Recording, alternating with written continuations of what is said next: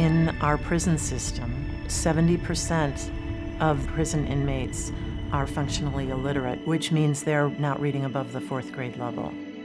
If a child is not reading by 3rd grade, they only have a 25% chance of becoming a fluent reader.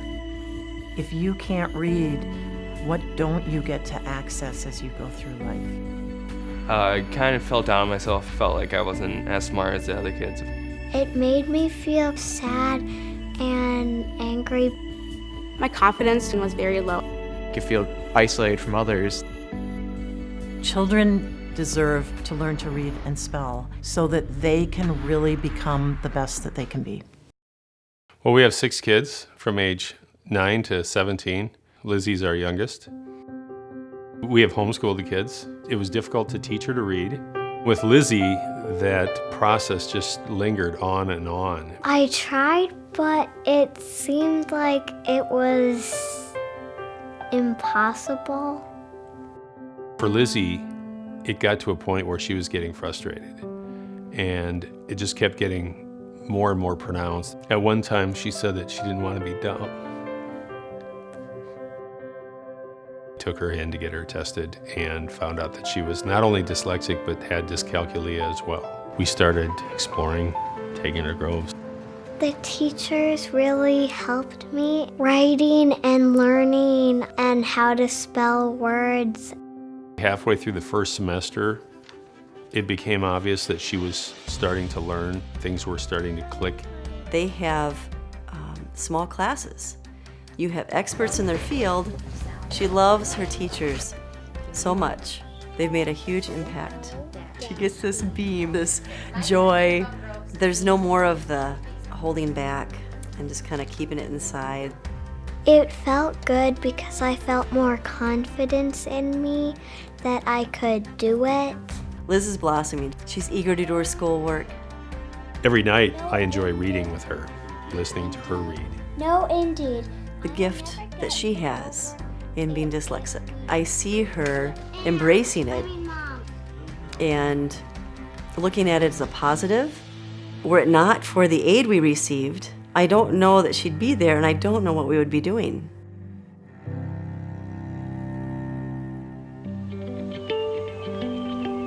We live in extreme southern Minnesota.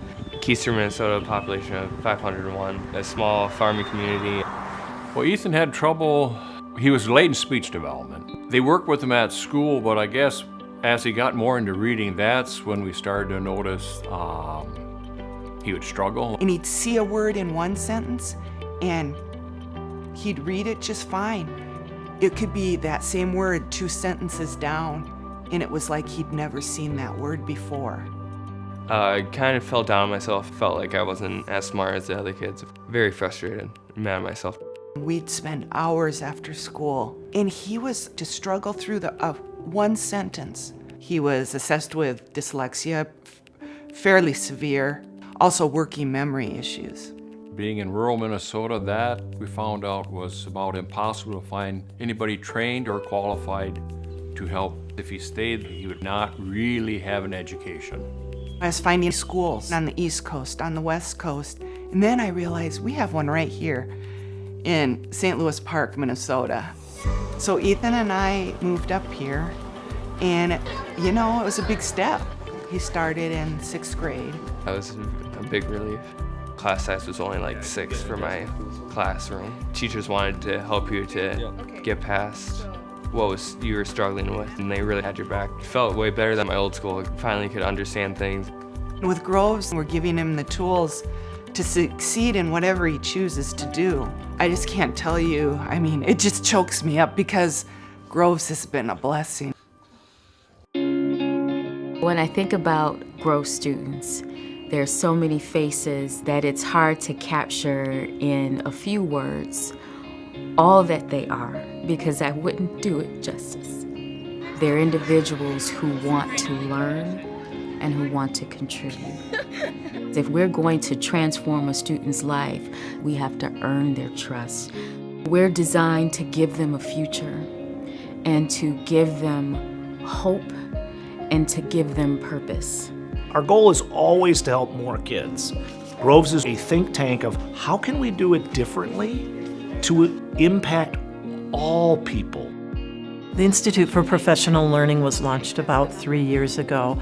We take the good evidence-based literacy instruction that we use in our school and we replicate it. We are in district schools, public schools, we're in charter public schools, we're also in Catholic schools. We're using evidence-based, research-based instruction. We're teaching explicitly, systematically. We have a model, it's in place for teacher coaching, developing coaches in buildings so that after 3 years we can leave the building and know that that new culture of literacy is in place.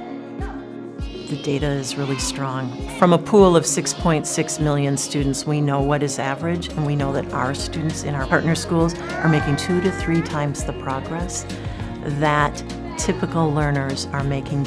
We have to close the achievement gap. We have one of the highest achievement gaps in the country, and that's not fair to our students, our future workforce. The Groves model is being watched all across the country. The more support there is for Groves and for this mission, the more can be provided for some of these other schools. It opens it up for everybody to be able to get this help that their kids need. The Institute for Professional Learning has all the opportunities to do expansion, whether that be with partnerships with other schools across the state, across the country. We need support from the community at large. We need to challenge ourselves to find partners who believe in that. Thank you for giving hope and being a part of the change that we want to see in the world.